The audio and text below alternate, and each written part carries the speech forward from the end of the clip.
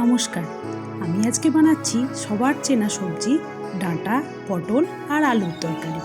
প্রথমে আমরা পটলটাকে এরকম ছোট ছোট গোল গোল করে কেটে নেব।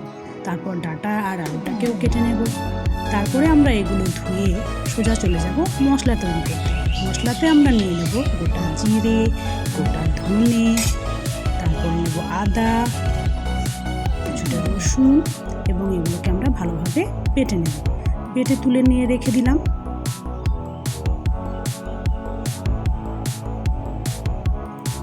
তারপর আমরা যেটা করব সেটা নিয়ে নেব একটা পেঁয়াজ আর টমেটো এবং সেটাকেও আমরা ছোট ছোট কুচি করে কেটে নেব। এরপরে আমরা চলে যাব সোজা রান্নাতে। রান্না করার জন্য আমরা প্রথমে একটা কড়াই নিয়ে নেব, তাতে দিয়ে দেব কিছুটা পরিমাণ তেল। তারপর তাতে আলুগুলো দিয়ে ভালো করে কষিয়ে নেব। আলুগুলো এরকমভাবে কষিয়ে নিয়ে যখন একটু লাল লাল হয়ে যাবে তখন এগুলোকে তুলে নেব।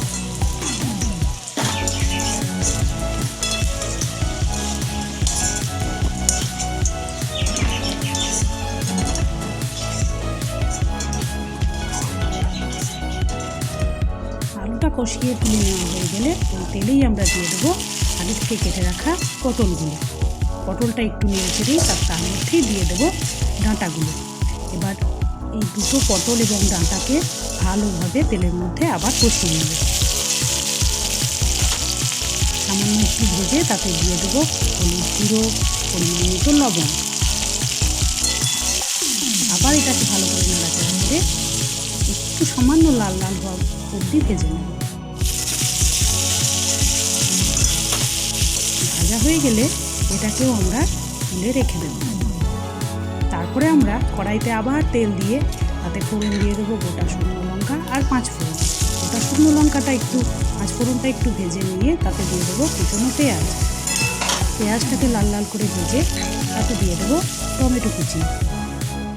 আবার টমেটোটাকে ভালোভাবে নেড়ে চেড়ে একটু কষিয়ে নিয়ে তাতে দিয়ে দেবো বেটে রাখা মশলা।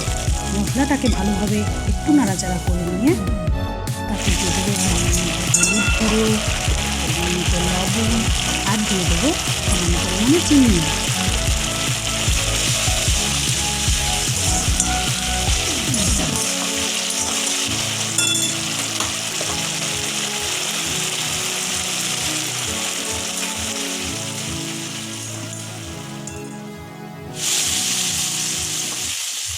মশলাটাকে কিছুক্ষণ ভালোভাবে কষিয়ে নিয়ে এতে আমরা আগে থেকে ভেজে তুলে রাখা সবজিগুলো দিয়ে দেবো এবং ভালোভাবে সবজি আর মশলা একসঙ্গে গায়ে গায়ে যেন লেগে যায় সেরকমভাবে ভেজে নেব।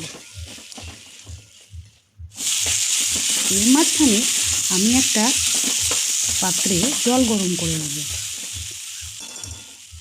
সব কিছু রান্নাতে একটু জল গরম দিলে রান্নার টেস্টটা একটু বেশি ভালো হয়। তাই জলটা সামান্য গরম করে এই কষিয়ে রাখা মশলার মধ্যে দিয়ে দেব।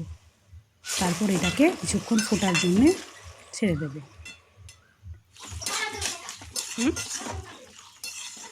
তারপর এটা ফুটিয়ে নিয়ে সামান্য গা মাখা মাখা হয়ে গেলেই নামিয়ে নেব। হয়ে গেল আমাদের পটল, ডাঁটা, আলু দিয়ে সুন্দর একটা তরকারি। আপনারা এটা ঘরে ট্রাই করতে পারেন।